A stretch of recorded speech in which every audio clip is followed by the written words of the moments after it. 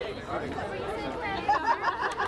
is the heart of the Edinburgh Festivals, one of the world's largest gatherings of actors, musicians and comedians. World Have Your Say is here to talk about, do we live in an age of offence? Now, thousands of acts are here. Some come to entertain, others to move or provoke us. But where do you draw the line between what's funny and what's offensive? And is it harder or easier to be offended in 2013? We brought together a group of festival goers and 4 comedians from around the world for a radio edition of World Have Your Say in a very pink tent. Tumi Morake, South Africa's First Lady of Comedy, British comic Marcus Brigstocke, Australia's Hannah Gadsby, and... Hi, I'm Greg Proops, the specky one from Whose Line Is It Anyway? I'm from California, IA, which is a state attached to the United States.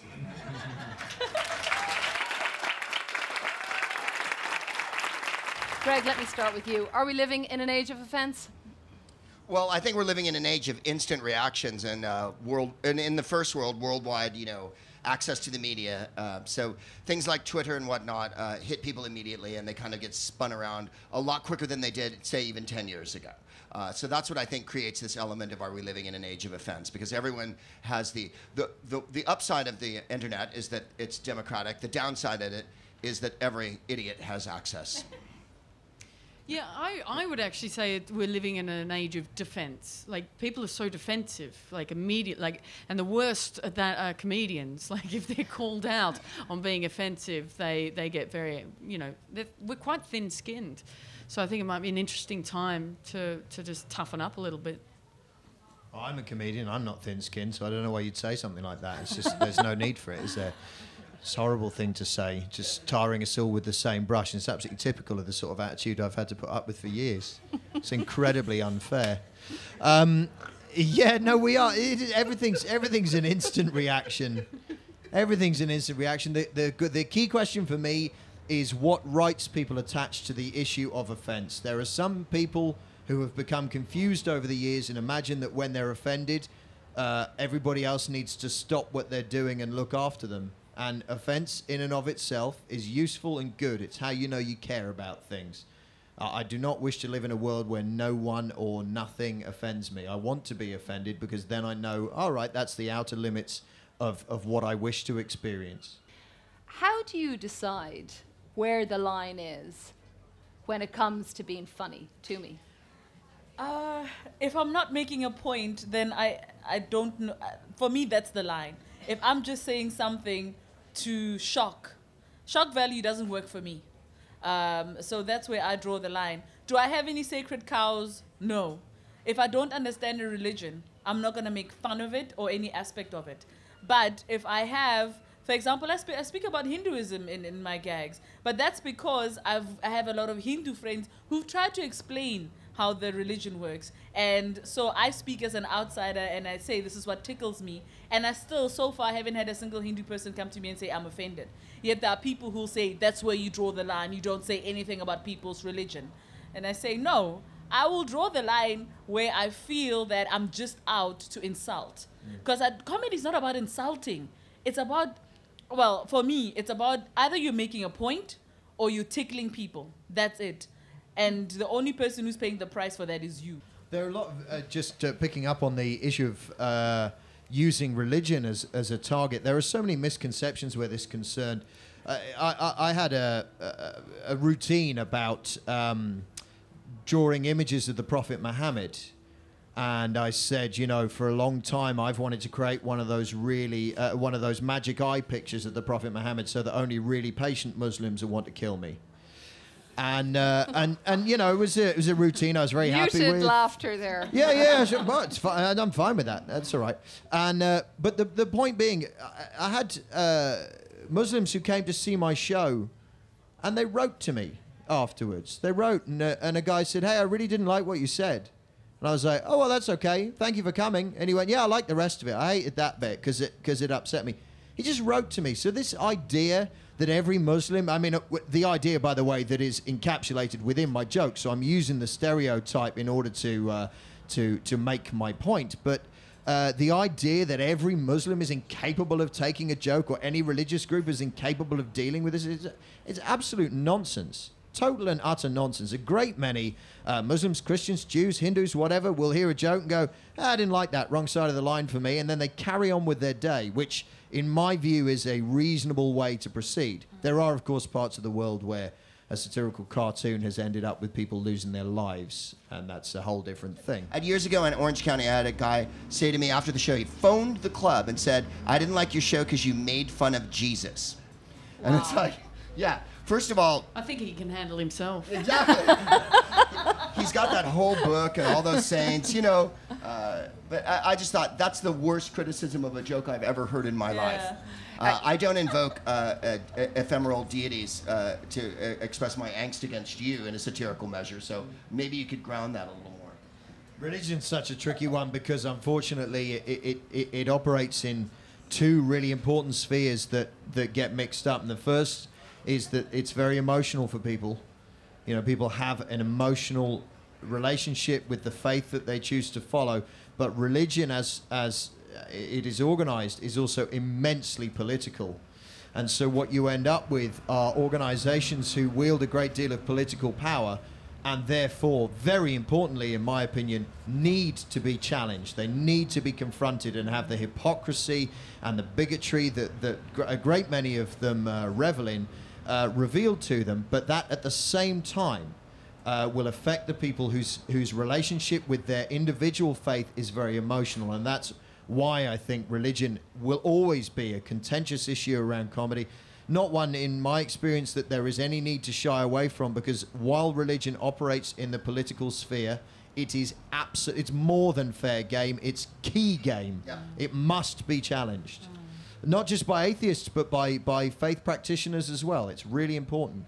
The other thing about comedy right now is, like, you know, over the last few years, there's been a lot of famous incidents in America of comics having things plucked off on video that people are taking with their phones in clubs. And those things would have never been seen before this age. Right. And so that's another thing. It's about context as well. If I'm in a club and someone is messing with me and I annihilate them verbally, that's a personal experience we're all having in the club on that night. That's not something I wanted broadcast to the world, nor is that my viewpoint. Yeah. It's my viewpoint in that moment. Yeah, no, it's just I'm agreeing with the whole thing of context. Because I know I once did that in a club where it was a blazing gag about an idiot who's really an instigator, who really said some racist stuff. And I made a joke, but it was within context where I compared him to a mentally challenged person. But the way it came out on Twitter, it looked like I'm making fun of mentally challenged people. And I got a lot of flack. And it was annoying because I felt like I'm actually not even going to bother defending myself on Twitter. You don't know the context of the joke, so I'm not going to explain myself to you, you know? But also, yeah, this offense thing is complicated because also people will say their background allows them offense. Yeah. I'm a mother, and I remember watching, I think it was a UK comic who came to South Africa and did a brilliant joke about child abuse. But I was the only person on the floor finished. And the people sitting with me said they couldn't believe that as a mother, I found that funny. And I said, but he's not making joke of the victim.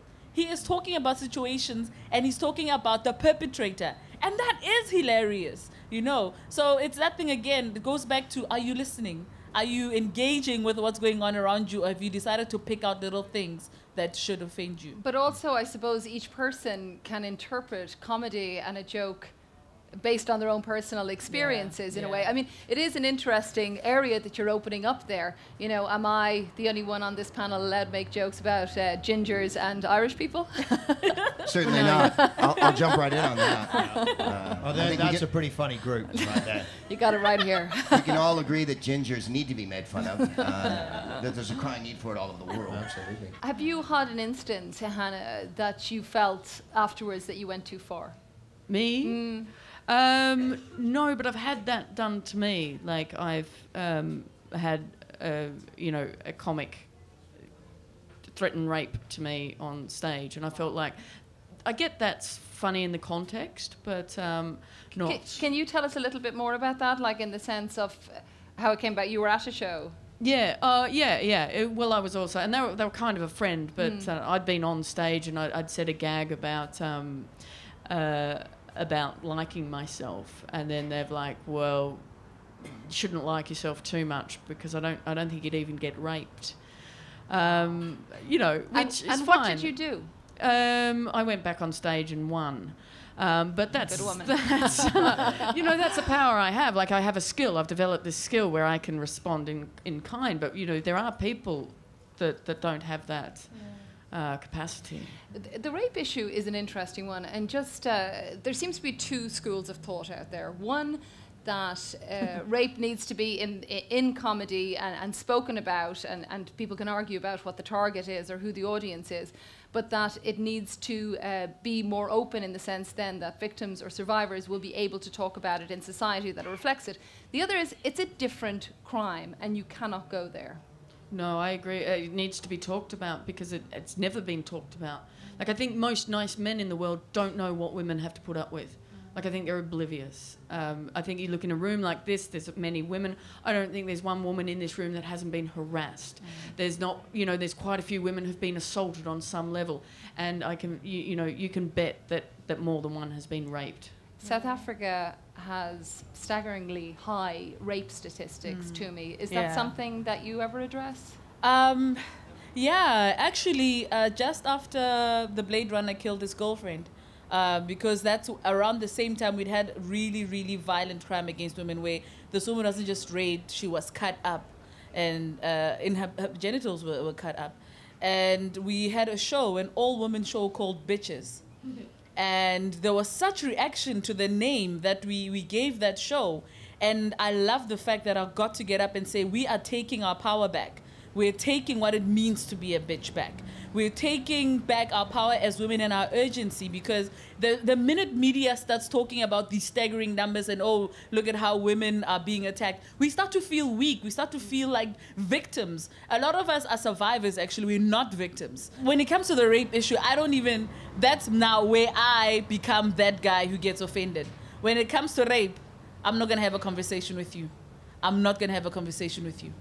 Because we're talking about a very disempowering crime. And if you're going to joke about it, I had better, if I've been raped, walk out of there feeling like, yeah, you made fun of that jackass. If I'm not feeling that way and I feel in some way, like you're saying what happened to me was cool or it's on some level acceptable, you are feeding poison back into society, and I have a problem with that. You, I think, Tumi, have spoken about Wanda Sykes and that particular issue. Can you tell our listeners a little bit about that? Oh, what, me saying I love Wanda Sykes? Yeah, she has a whole comedy sketch about rape. Yeah, the whole thing about leaving your vajayjay behind. That you could leave it at home, basically. Yeah, you could leave it at home. Our listeners. Because you guys have to understand, currently our president in South Africa, when he became president, was going through a freaking rape trial. Shortly after going through a rape trial, the man became president. And that's the country I come from, you know, where there's you don't understand, they call it corrective rape, and I have a problem with that term. And I started writing material about it, and then I tore it up because I was like, I'm going to get on that stage, people are going to be laughing, then I'm going to start crying. And but it's not funny. You know what I mean? You tore it up. You decided not to. I decided not to because I thought it's too close to the bone for me. So that's your line. Yeah, because, you know, you go up there as well. It's to make people feel good. When people come to comedy, they're also not there for a lecture. You know what I mean? If they wanted to be told how bad they are, they can go to church. They're also there. They're also there to have a good time. So I felt like it's one of those things where I want to tackle it, but right now, no one's going to leave feeling lighter after I do it. So I've left it alone for now until I'm further removed from it. I think it's because it's more of a personal experience that my friend, I'm going to leave her name out just for her own privacy, but she was raped quite recently, actually, and when I see her, she can make jokes about it, but I think it's more the fact that it's like, oh yeah, this has happened to me, but it's because she understands it. It's not like she's allowed to make jokes, but it's just that she can make jokes because she knows what it's like. She knows the moral effects, and she knows what it's like. It's cathartic as well for her. Yeah. Like, that's also part of the process. Yeah, it's like, I always see her like, yeah, she'll laugh, and then she'll maybe give like a little like sad smirk. But I know that she can make fun about it because she's been through it. She knows what it's like to be raped. She knows what it's like to get all that power taken away from you. And from what she's told me about it, it can't be a nice experience at all. But, well, of course, rape, it's not going to be nice, is it? But I understand what you're saying, Yeah. that you're trying to understand what she's going through. I must say, okay, this will sound, it's not as heavy as rape, right? But even me just talking about being fat and having to walk and use freaking Edinburgh steps, because Edinburgh is secret boot camp for fat people. Well, we've Marcus on the crutches, who's already having a time. When I talk about that, then it is true. It's cathartic, you know, when you come from that place of experience. But if some skinny person is going to dare talk about how us poor fat is, must make it up those steps. Marcus, tell us about the steps of Edinburgh for our listeners around the world that maybe have never been here. I'd just like to back up those comics, and that's why when I see a fat Scottish person who lives in Edinburgh, you must respect that, because that is a commitment to overeating on a whole other level, and you know, it's wonderful, and that is them taking power back, taking cake back as well. I'm currently on crutches because I hurt my leg trying to do something I haven't done for a very long time. And, can you tell me what that was, Marcus? It was dancing. And in my Greg can give you second some show, lessons. I wrecked my leg. But yes, this is not a city well set up for people with crutches. There was a council meeting. What should we do? Let's make it more lumpy.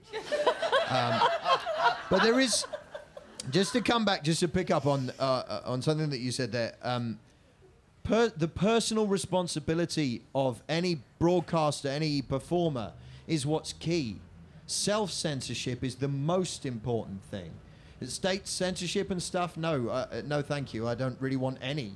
But self-censorship is the most important thing. And if you go and watch a comedian who's talking about things that they haven't done the reading, they haven't done the research, then don't go and see that person again. People go and watch Formula One because apparently those are the best, fastest drivers in the world.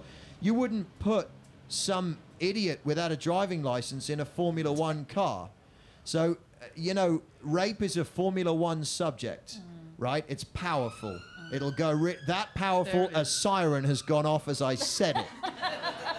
Right? It's powerful. So you don't want an idiot in charge of it. You want someone who knows how to operate that thing. You might not like the way they operate it. You might not like the speed they go or how they do it. That's fine. But if it's an idiot who's done no research, personally, I would sooner they didn't talk about it. That's all we have time for here on World Have Your Say. I want to thank our guests, Tumi, Marcus, Hannah and Greg, for being wonderful guests. Do check them out at the festival and also online.